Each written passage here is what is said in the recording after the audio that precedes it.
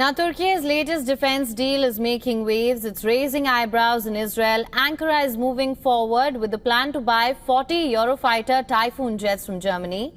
Now, these aren't stealth aircraft like Israel's F-35s, but they're still highly capable, modern warplanes. Their arrival could seriously shift the regional air power equation. In fact, one Israeli official called it a headache, but not an immediate threat.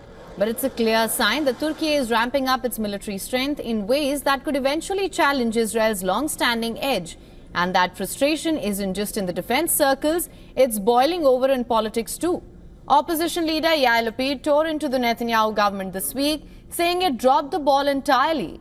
In his words, if Israel had a functioning foreign ministry or a normal government, it would have already intervened diplomatically to prevent this arms deal from advancing. So what is the big deal about the Eurofighter Typhoon? Developed jointly by the UK, Germany and Italy as well as Spain, this 4.5 generation multi-role aircraft is designed for air superiority, deep strike missions and tactical flexibility.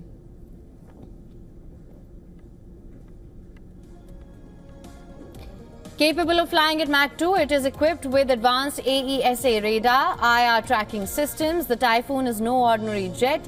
The multi-role jet is super maneuverable with serious firepower, laced with long-range missiles, precision bombs and an onboard 27mm cannon. It can switch between air-to-air combat and ground attack missions in a flash.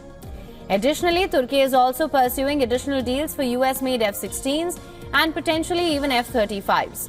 Remember, it was removed from the F-35 program in 2019 due to its purchase of the Russian S-400 air defense system.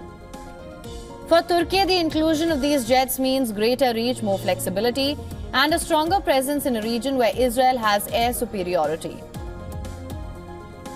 For latest news, download the WION app and subscribe to our YouTube channel.